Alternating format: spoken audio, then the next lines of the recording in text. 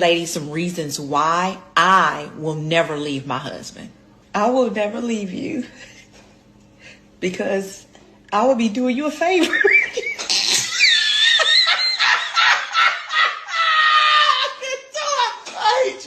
I don't do favors. You sure don't. You sure, get on. Without me, you would have money. I keep you motivated. If you gotta go make some more money. Facts. Facts. I will never leave you because your life will be peaceful and calm. I keep you on your toes and it teaches you patience. I can't stand you. The last most important reason why I won't leave you is because you would be free. And who am I to grant you your freedom? I do not have that kind of power.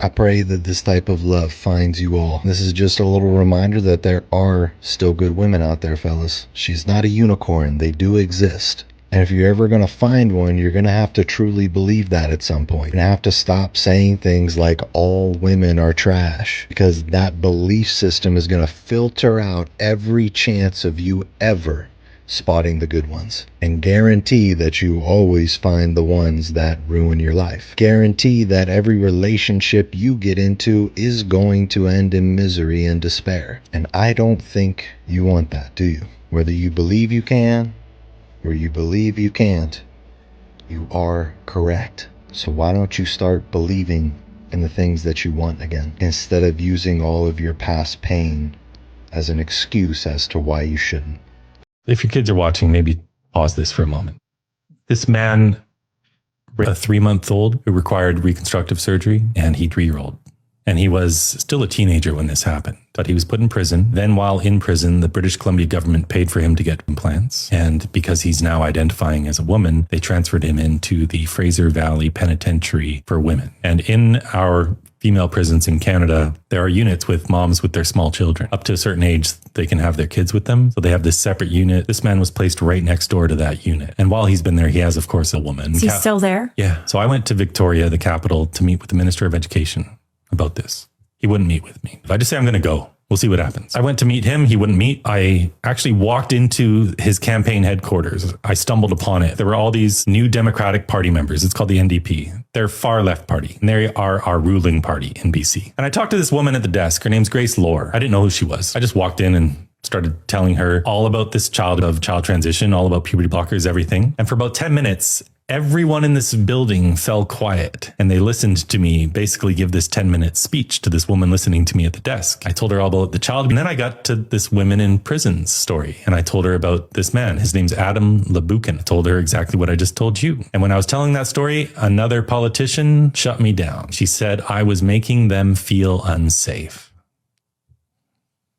And I was telling this story as calm as can be, like I always do. But that made them feel unsafe. 3 times I was told that, and they kicked me out. This was your elected official. Yes. I came back the next morning to try to meet with the Minister of Education again. They locked me out. I have subsequently told this story online in great detail. Grace Lohr, that woman I was speaking to, who became the Minister of Children and Family Development. What I didn't know at the time I first spoke with her, she was a former gender studies professor at the University of Victoria. So when I told this story on Twitter and I tagged her, she responded,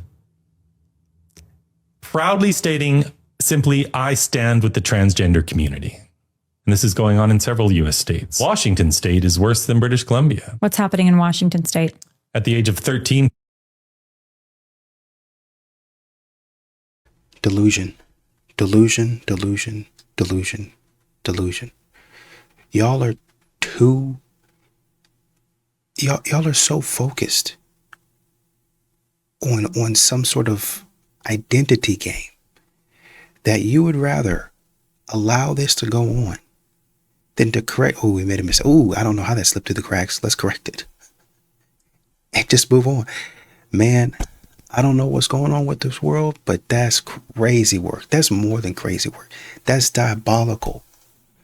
Somebody, you got to start locking them up is going to be the least of what you need to do. Here are some truths that every woman need to know about men. This is coming from a therapist lens and somebody who is a witness and who has worked with men in the therapeutic space. This is not me being a critic. Number one, men are not emotionally empty. They are emotionally guarded. Most men were conditioned to associate emotion with either danger or with failure. They were not told don't feel. They were told don't be weak. The result is not the absence of feeling, but a lifelong vigilance against being misunderstood, mocked, or dismissed for those feelings. Number two, masculine self-worth is often built on usefulness. Men are told that their value comes from contribution, protecting, solving, providing, performing. So when that usefulness feels questioned, you never do enough. You don't understand me. It can actually trigger shame faster than awareness. Men don't need blind praise. They just want to know that their effort lands, and appreciation isn't going to inflate their ego. It's going to signal safety, and they're going to want to keep showing up. Number three, what looks like withdrawal is often overwhelm in a male body. Many men physiologically regulate stress by shutting down rather than talking through something. Their nervous system actually goes into problem-solving silence. It's not that they don't care, it's that they are trying to lower arousal internally. A woman's attunement here is super powerful. I can see that you need space. I am here when you're ready to talk. That sentence tells a man that he's still tethered to your connection and he's still allowed to process. Number four, this one's important. Men crave admiration the way that we crave emotional attunement.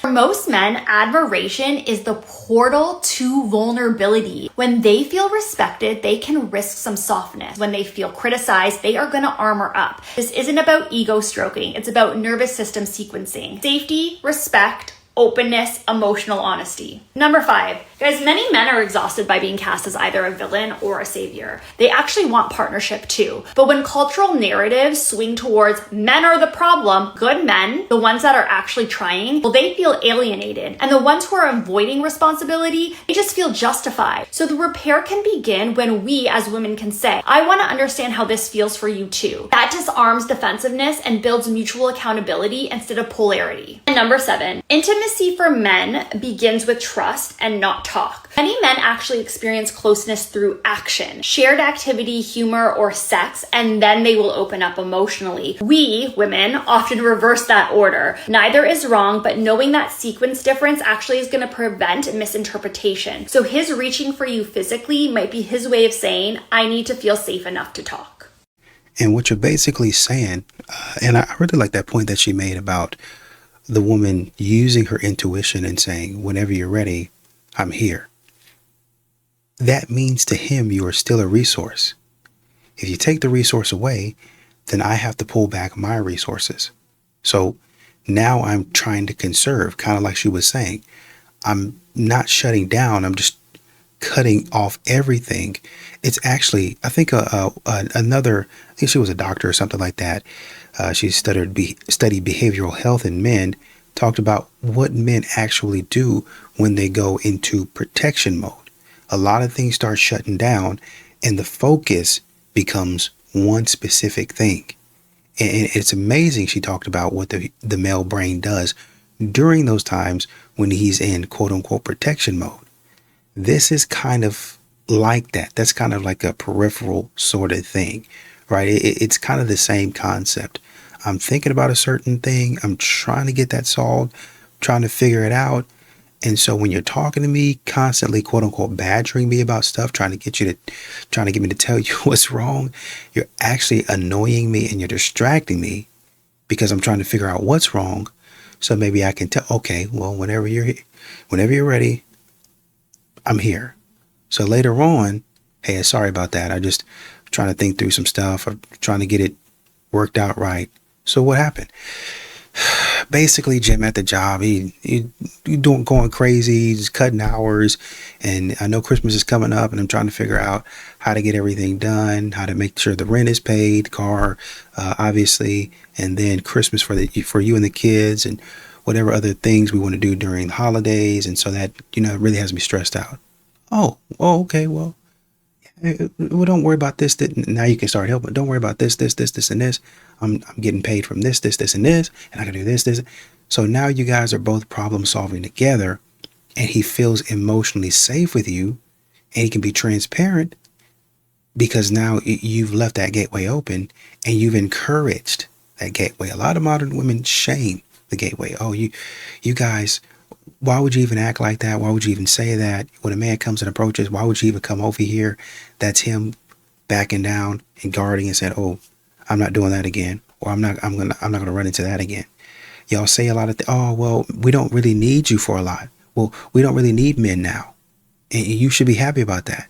No, I'm not happy about it. Because what you're saying is all that you've worked years for, it's useless to me.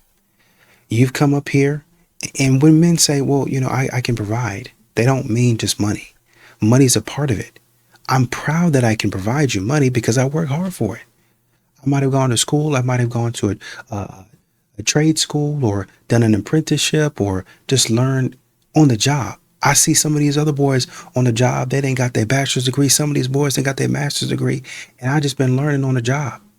I know just about as much as he does, and he went to school for it. He paid the big bucks, and I know just as much as him. So when I bring that to you as my woman, I'm telling you that I've spent time. I've lost sleep over this. I've not hung out with my friends. I haven't played a game. I've skipped meals for you to understand, hey, I was doing this for me, but this is how you can benefit. Men do a lot of things that modern women don't appreciate. And when you tell me straight up you're not going to appreciate it, then I say, oh, okay, well, if that's going to be the case, then you and I, we really ain't got much to talk about. Well, you can still protect me.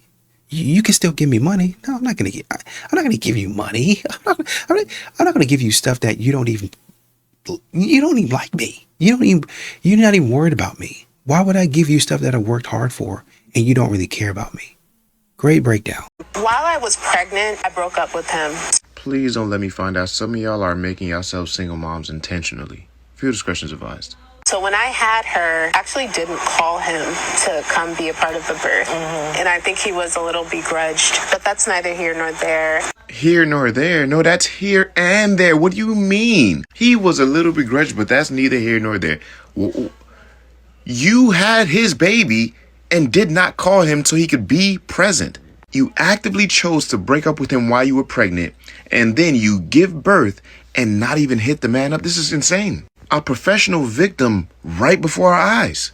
That was for me. I wanted to have that moment be sacred and special. I wanted to be able to be focused. You wanted the moment to be sacred and special, and you wanted to be focused. Sacred, this is coming from a woman that had a baby out of wedlock, but we're talking about things being sacred. What's more special than two people that created that baby to be in the same space when that baby comes to earth? And what do you mean focus? Was he going to be some sort of distraction that would prevent you from giving birth? I don't understand here. You know, and just be supported by my mom, my sisters, my aunts, my grandmother. I wasn't myself for a long time. And yes, that's your karma. Because why would you do something like this? I would hate to believe that some of y'all intentionally put yourselves in bad positions just so you can receive the validation of a single mom going through a lot. But if he turned around and said, you know what, that's how you want to be, you keep that baby, he wrong all of a sudden. I don't understand some of y'all. It really doesn't make any sense. You intentionally turned yourself into a baby mama just so you could have a story to tell. And now you are here on a podcast telling the world like you did something wonderful. Talking about that's neither here nor there. What do you mean? That's what some of y'all deserve to suffer in the worst way, because that child does not deserve that. That child has or had a father that wanted to be present in that child's life, and you remove that from that child for your own special moment. But I tell you, this validation is getting out of hand in the worst way. But you know what? I know she ain't gonna listen to me. I'm just a normal guy. Y'all keep the change. For women to understand what men need most, and what men need most is respect. But of course, we stopped teaching women how to respect men a very long time ago, so they have no idea how to do that.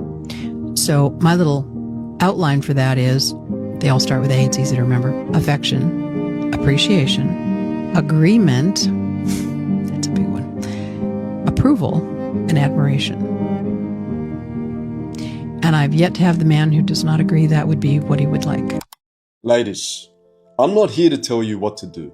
I'm just some dude. But ask the important men in your life if this lady is not 100% accurate. Something as simple as agreement will melt the hearts of the most battle-hardened among us. This lady's message is the keys to the kingdom. You hold them in your hands, and I honestly hope that she reaches the hearts and minds of billions.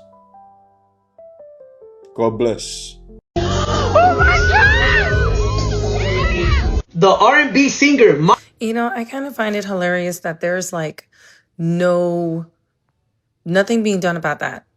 This woman had nothing being done to her about that. But if it was a man, though, he'd be yanked off from the audience and out the door. And did you see that this woman, for real, has a freaking ring on her finger? She has a ring, a full-on engagement ring. So she's either A, married, or B, engaged. Therefore, she's in a committed relationship with a man, and yet she's grabbing on some dude's junk that's performing on stage. And I've seen lots of things happening when it comes down to performances with celebrities. And there's like, you know, diehard fans that would literally jump up on the stage and embarrass themselves. However, still, the simple fact that this woman grabbed him, that is sexual assault. I don't care what anybody says. That, to me, honestly, this woman should have been arrested. I don't know why this is this is the double standard that me and a few other people talk about. We talk about this all the time. But yeah, we're supposed to, dare a man does it, and all of a sudden it's all men. It's all men.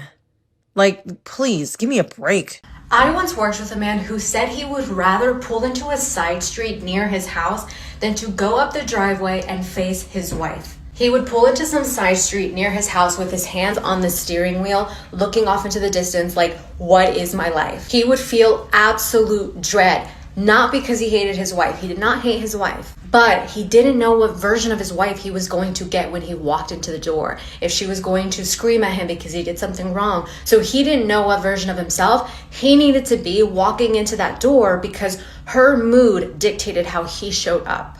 And the worst, most confusing part of this for him was like, I pay all the bills. I provide for her. I do everything that society has told me is to be masculine, and nothing pleases her. He would tell his family that he's fine. He would have, the fake smile we all have. But inside, he felt like a scared little boy who didn't trust himself enough to speak out. But the shift did not happen when she changed. No. He didn't wait for her to change first. Change happened when he finally admitted to himself and realized, oh my God, my wife is not the problem. The problem is I abandoned myself years ago before she could ever do it.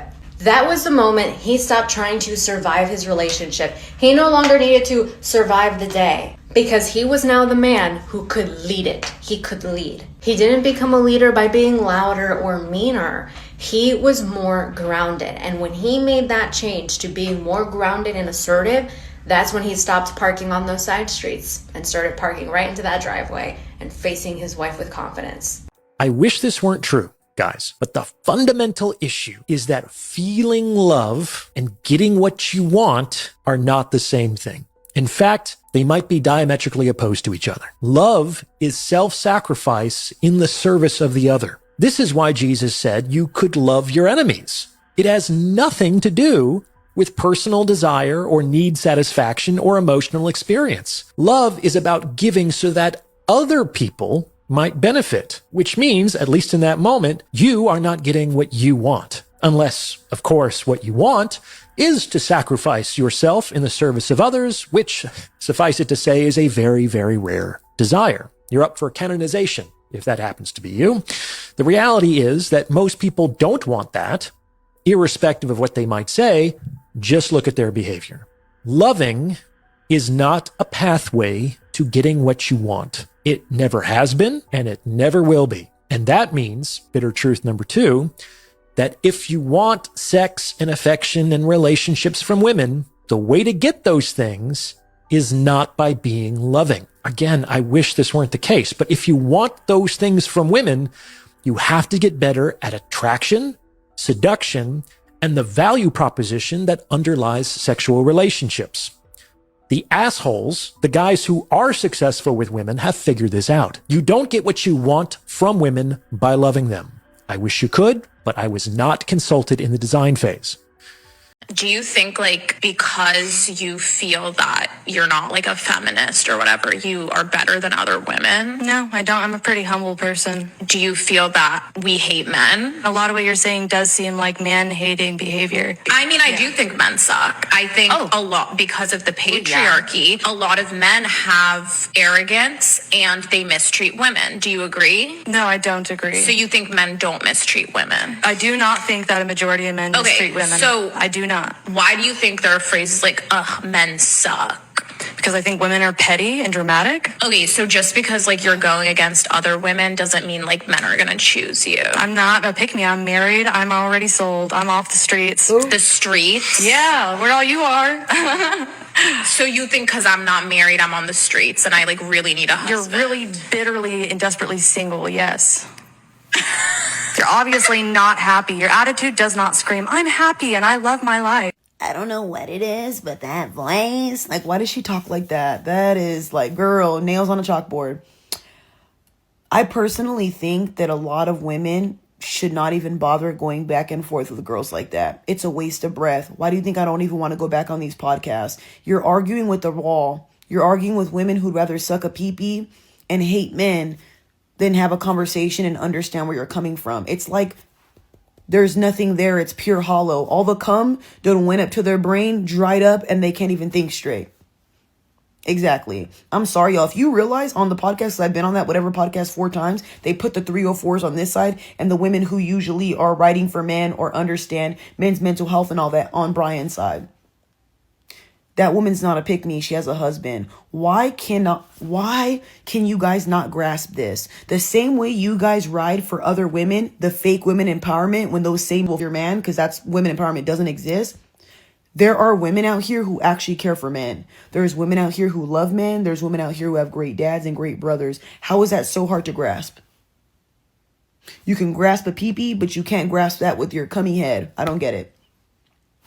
Please make it make sense. I'm not trying to be but really think about that, y'all. I really cannot stand how you can sit there, lay out a whole thing for somebody, a whole PowerPoint essay, and you're still, wow, you're a pick me. Like, oh my God, bro. That's why I be saying, y'all, I promise you, I would be bald arguing with these girls back and forth. You'll never catch me on one of those podcasts again. It's so annoying. I hate talking to bimbos. I hate talking to airheads. I love smart, intellectual women. I hate being around people who don't have a good grasp of life, because like I said, you hang around women like that, you just might be just like her in the end.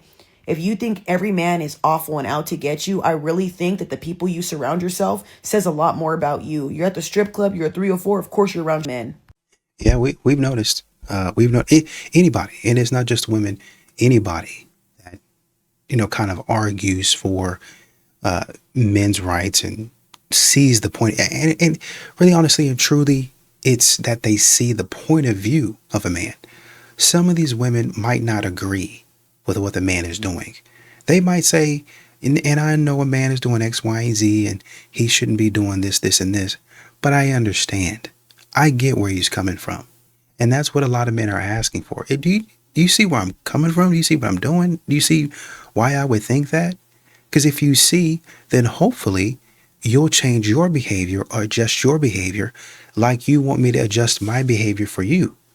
So when you say that all men are trash and it's all men until it's no men, you want me to hear you and say, okay, she's not talking about me because I don't do that. But because I understand where she's coming from, I say, you know what? I get you. If you're coming out the store, I step back and I might go do something else for maybe 4 or 5 minutes until you get to your car, and then I walk out. That's me being aware of what you done said, how you feel about men, especially walking out behind you at night, even though they might not be anything or be doing anything or be trying to do anything. The way you feel takes precedence right then and there. So I need to back off. I need to go do something because of what you said, because I understand where you're coming from. But for some reason, men don't get that same luxury. They don't get that same opportunity back, where a woman says, I see where you're coming from. I see why you're saying you don't approach. I see why you're saying that you're walking away from dating. Okay, well, if that's the case, when I go out and if I'm interested in a man, I'm going to make that clear based on what you told me. based on what you said. Now, for me and my personality, I might not wave. I might not wave and say, hey, come over here, you big hunk of meat or whatever. I might not say that because that's not me. But I'm going to make it known to him that I'm interested in him. I don't have to be too forward or too thirsty, but I'm going to make it known to him that, hey, you know, I'm interested in you. Or if you're already in a relationship, hey, you know, let's talk. And when he's telling you about his feelings, you're taking him into consideration and you're listening to them and you're not trying to make yourself the victim. I understand what you're talking about. Okay, I'm going to try to do better at that. Men are looking for that, you know, and when you listen to women like this talk about foolishness, oh, he's not going to pick you. I already have a husband. I'm already picked. I'm already chosen. And it's because I understand the man's point of view. I don't agree with my husband all the time. Sometimes I think my husband's an idiot. Straight up. My husband can be the smartest and the dumbest person on earth. But I respect him. I understand him. I'm not going to embarrass him in public. I get where he's coming from. And that's why we develop a chemistry, because we're actually friends. Your feminism. What the hell are you doing? Using Emily Panhart's name to blackmail innocent young men. You say you fight for women? This is what it's like to be 9 years old in Afghanistan. Your father will sell you to a 60-year-old man as his bride because there's no food. Or 15 in Mali, where your genitals are cut with a razor and no anesthesia because female pleasure is a threat to tradition. Are these not women? Because I don't hear their stories in your protests and I don't see their names in your posts. Do you know why women dominate CIA counterintelligence and counterterrorism roles? Because we outperform men in pattern recognition and process emotion through more developed neural pathways. So the simplicity of your narrative isn't just wrong. It flattens the world into villain and victim, which is an insult to our emotional range. You call this empowerment? I call it regression. You talk about patriarchy as if the sexes were always at war, but it was never a competition. It was the greatest collaboration in animal history. We survived famine, war, childbirth, and disease together. We built families, nations, and culture together, and we will only survive together. And how could you possibly envy men when we are the only ones gifted with the ability to love someone more than ourselves? Then no, I'm not a feminist. I'm something far more sophisticated. I'm a woman.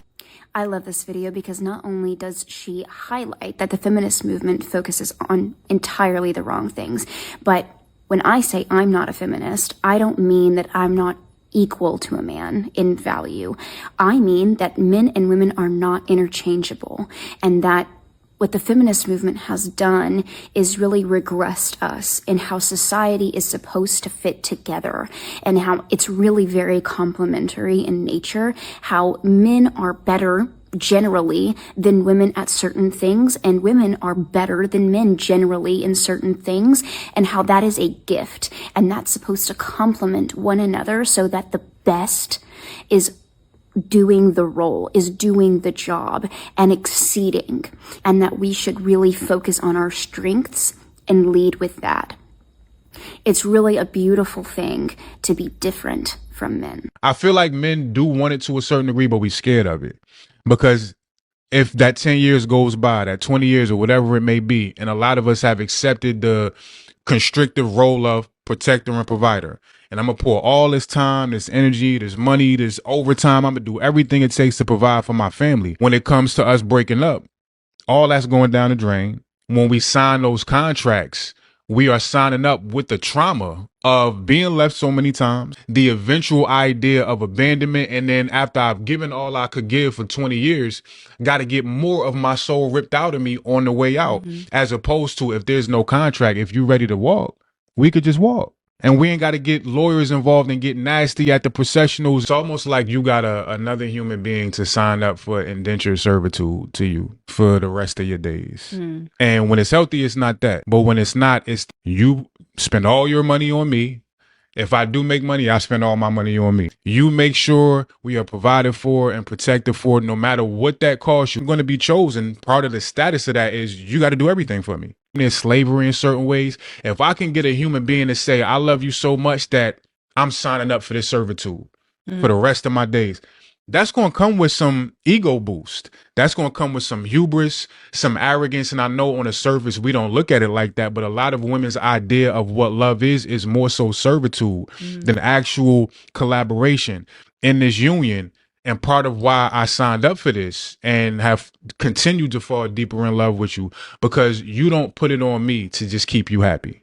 Right. You don't put it on, you do everything, you provide and make sure I'm good. It's an equal exchange. Just today, you asked me, baby, what you want to experience today? I'm still thinking about it. I ain't give you an answer yet, but you take on a role that a lot of women feel only a man should have to take on in a union. So the status of the ring, the status of, oh, he bought me a house, look at my house, and having all your girlfriends come through for the housewarming, the status of the type of vacations y'all take. These men are out here literally breaking down body, mind, and spirit to stay in servitude under the guise of, I love my wife.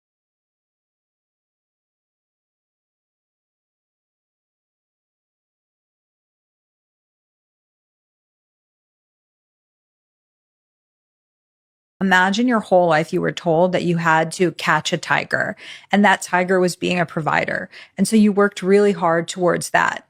And then all of a sudden, when you were like of the age to find a mate, you actually need to catch a lion. And a lion is emotional intelligence and emotional support and vulnerability and all these other things. We weren't taught how to do that. We don't know how to do that. We don't have the skills for it. And perhaps even harder, it feels like oftentimes women say, oh, I want a guy who's emotionally vulnerable. Right. But I think from digging into the research and talking to a lot of people, it feels like what they're saying is they want a guy who's emotionally supportive. So when they're going through something, the guy can support them in it, but not actually vulnerable and say, I need support too. Bingo. They don't care nothing about what the man is going through. I don't plan on really caring. I can do some light support, but I need whatever you're going through as a man to be done within like 30 seconds to a minute. I can give you like an hour or two at max, but you need to be done with it and you need to be ready for me. You need to be on call for my emotion. I once worked with a man who said he would rather pull into a side street near his house than to go up the driveway and face his wife. He would pull into some side street near his house with his hands on the steering wheel, looking off into the distance like, what is my life? He would feel absolute dread, not because he hated his wife. He did not hate his wife, but he didn't know what version of his wife he was going to get when he walked into the door. If she was going to scream at him because he did something wrong. So he didn't know what version of himself he needed to be walking into that door because her mood dictated how he showed up. And the worst, most confusing part of this for him was like, I pay all the bills. I provide for her. I do everything that society has told me is to be masculine, and nothing pleases her. He would tell his family that he's fine. He would have, the fake smile we all have. But inside, he felt like a scared little boy who didn't trust himself enough to speak out. But the shift did not happen when she changed. No. He didn't wait for her to change first. Change happened when he finally admitted to himself and realized, oh my God, my wife is not the problem. The problem is I abandoned myself years ago before she could ever do it. That was the moment he stopped trying to survive his relationship. He no longer needed to survive the day because he was now the man who could lead it. He could lead. He didn't become a leader by being louder or meaner. He was more grounded. And when he made that change to being more grounded and assertive, that's when he stopped parking on those side streets and started parking right into that driveway and facing his wife with confidence. What? Maybe I don't understand. So it's his fault because his wife was acting like a child, and it's his responsibility to make her stop acting like a child? Well, you need to get up there. And this is why men don't get married, because of stupid stuff like this. And you just sit up there and explained it instead of saying she's an idiot. Straight up, she's stupid. She's acting stupid. She needs to stop doing that. She needs to stop acting like a child. The man was pulled over on the side of the road because he did not know which version of the woman he was going to get. Oh, well, you need to go in that house and lead. I don't need to do anything. I need you to stop acting like that. I need you to act like that's the bare minimum. Act like an adult. I don't want to be bothered. That's her fault.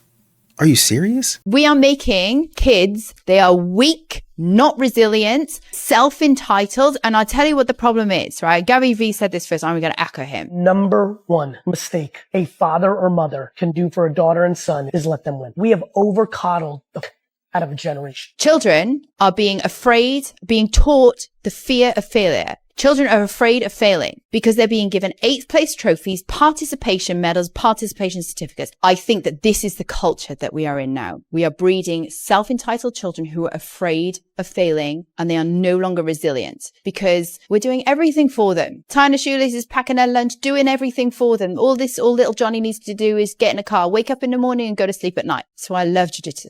Both my kids are in jiu-jitsu. Why? Because it's hard. Because the women of God need to understand that there is still a standard.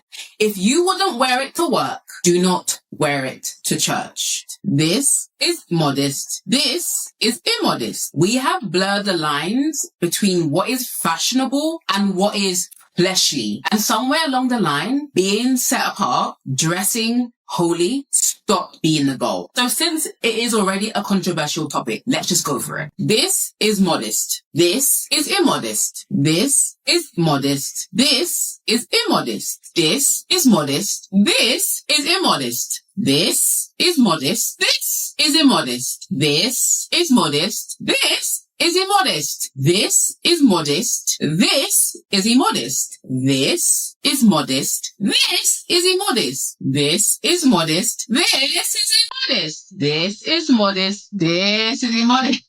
You get the idea.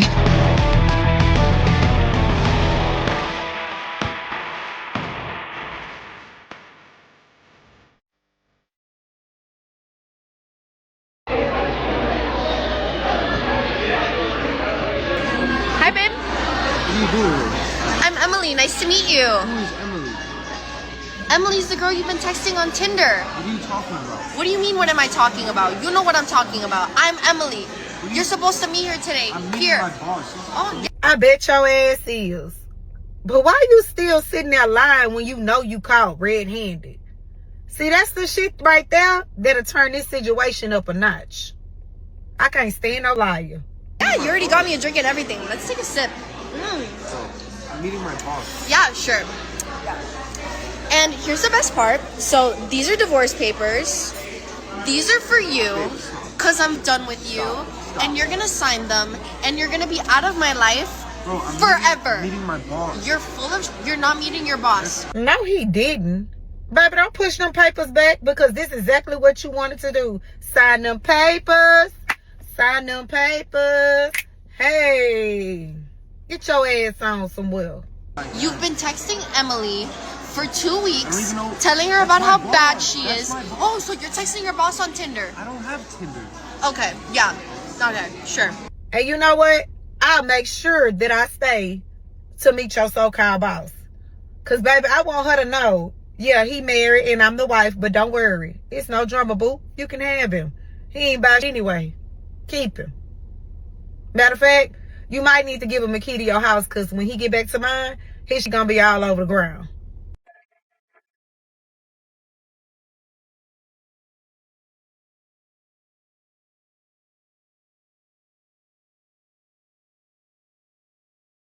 Ain't nobody.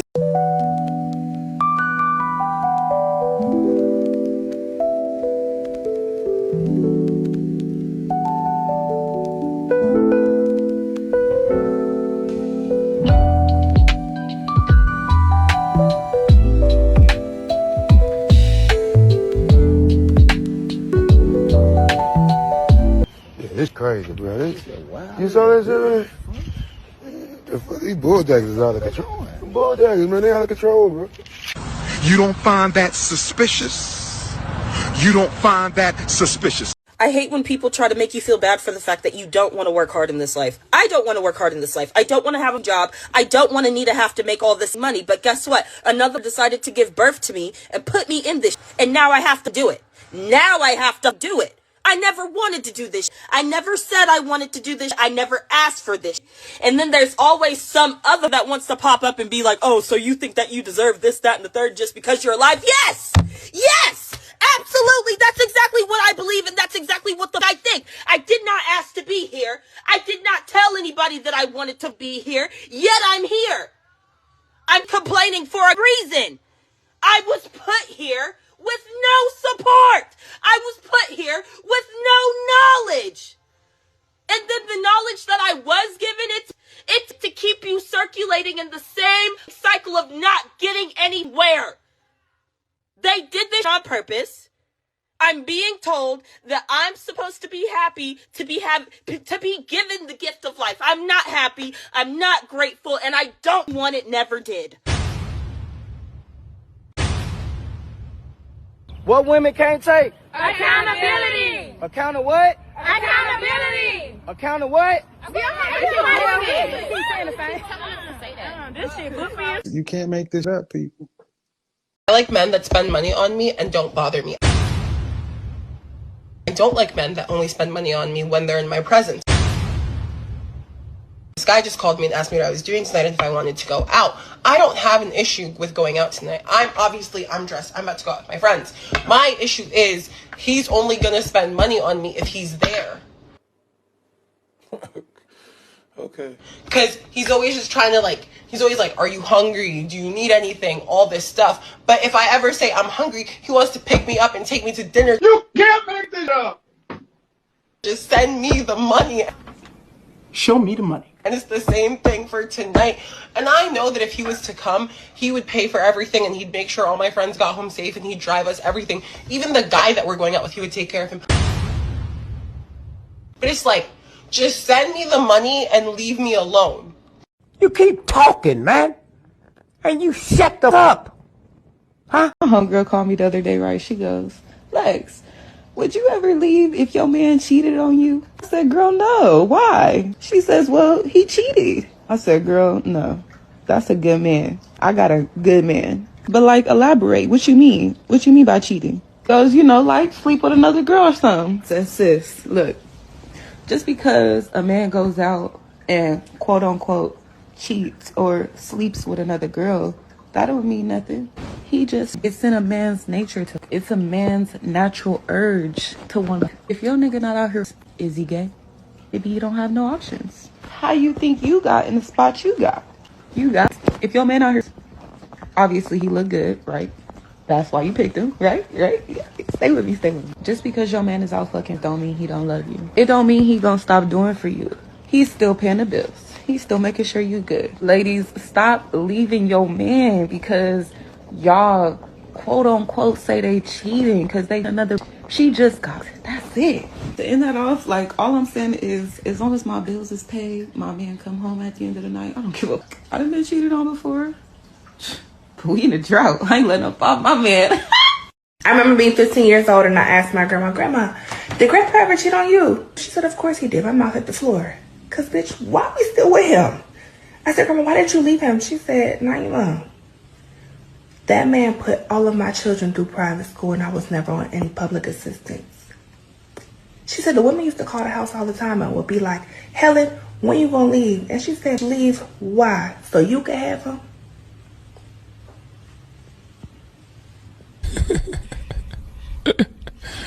Sensational. Money? No, I'm happy being single. Sorry, film this. I'm happy being single. Been in 2 relationships, 10 years each. I can promise you niggas, if you spend your motherfucking life trying to please these women, giving money, it don't make a difference whether you're young, whether you old, you're a fool. Because you see what they do, they ain't yours. Soon they're not happy, they will give somebody else that. I promise you, it doesn't matter how much money you got. I've lived in a mansion. I've had 2s, 3s, 4s, 5s, I'm a quarter horse bitches. So fine, you'll drink their bath water. Doesn't matter. They're all the same, especially financially. Women who really get that bag don't even be talking about what they gonna do for them. I don't even deal with women who have this thing where you think you gotta take care of them. You do not have to take care of them. It's free. I don't know who told you niggas that. Now I don't know what city you niggas live in, but me, I lived in Atlanta, I lived in New York, I lived in Cali. It does not cost money. Now you can take a bitch, a woman, a queen on a date. You can take her to eat. You can take her out. It does not matter. That's great. We all gonna eat. I've done it again. Sometimes you're gonna spend a couple $100 on a date. Sometimes you ain't gotta do nothing but pick her up, come to the house. It ain't about that. Y'all took it all away. If the women don't like you, the problem is y'all getting advice from these women who don't even like your ass. Yep. So you're buying someone to like you. That's it. When a woman naturally likes you, that gets wet. That's it. You can put her in the back of your car. I've done it 100 fucking times. Woo! Bad bitches. Since I was 17, I'm 52. I'm a young nigga. I never had the trick. I don't give a what they say. You do not gotta buy pussy.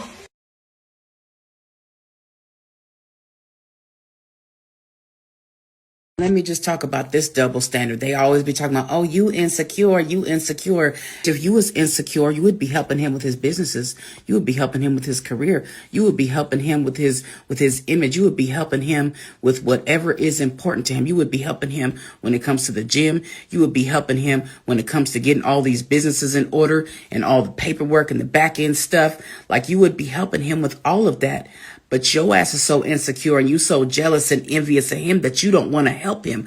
Guys, get you a winner and drop the zero. Get you a hero. No, for real, because a lot of y'all got zeros and y'all sort of they're treating that like she's a hero. She's a zero, my guy. Get you a hero. A hero is going to help you with every single thing that's important to you. She's going to have confidence. She's going to be assertive. She's not going to sit up here and belittle you. She's not going to tear you down. She's going to uplift you and encourage you as the great man that you are. Get you one. Hey man, if you live in a house with your girlfriend or your wife, she needs to be getting your whole paycheck, bro. What did you say, nigga? Hey man, if you live in a house with your girlfriend or your wife, she needs to be getting your whole paycheck, bro. Man, shut the up. Hey man, if you live in a house with your girlfriend or your wife, she needs to be getting your whole paycheck, bro. Huh? Hey man, if you live in a house with your girlfriend or your wife, she needs to be getting your whole paycheck, bro. You can miss me with the whole ass shenanigans, man. Hey man, if you live in a house with your girlfriend or your wife, she needs to be getting your whole paycheck, bro. Hey man, if you live in a house with your girlfriend or your wife, she needs to be getting your whole paycheck, bro. That is. Hey man, if you live in a house with your girlfriend or your wife, she needs to be getting your whole paycheck, bro. What kind of nigga say some hoe ass like that? Hey man, if you live in a house with your girlfriend or your wife, she needs to be getting your whole paycheck, bro. Hey man, if you live in a house with your girlfriend or your wife, she needs to be getting your whole paycheck, bro. You keep talking, man. And you shut up. Hey man, if you live in a house with your girlfriend or your wife, she needs to be getting your whole paycheck, bro. Stop lying. Stop lying. Stop lying. Stop. Okay, so I'm newly married and I linked up with a wife club and they told me I'll come hang out with them or whatever. And I'm seeing this case, I should have just stayed single because these women, you know, they just giving it out. I mean, I was really ready to learn new recipes, learn how to knead and bake cookies. And you know, all I'm learning is that the new 304s is somebody's wife. I'm sorry, but I ain't signed up for this shit.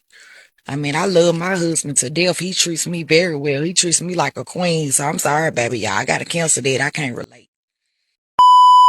And man, everybody talking about all this. Why is it easier to another nigga in today's time than it is to the single women? You ain't lying. And I'm not signing a prenup. Because what do you mean when they slide you a paper saying, okay, here's everything that comes with your marriage? You're going to be like, hold up. I don't want this part. I don't want her to have access to this. That part really doesn't work for me. Let's just go ahead and leave that part out. We're not going to include that. Yeah, so now sign this. No, you can keep it. We don't have to get married because it's going to be all or nothing over here. Because aside from getting married for love and commitment, it offers legal protections. But if we're going to leave out the entire legal concept of a marriage, then we probably should just express our love and commitment for one another without getting married. We can just keep everything off papers at that point. And honestly, I feel like if you have to take that extra step of precaution, you don't trust me. And you should probably put more thought into who you're marrying. If you feel as though I'm that bitter of a person or there's a possibility that I'm going to try to take everything you own if things were not to work out, then you probably shouldn't be getting married to me. And honestly, it's not even something we should be thinking about because that's only in case of divorce. And we're not getting divorced. This is so stupid because you can't be trusted. I don't care who you are. If you're a female and you're getting married, you can't be trusted. That's just the truth.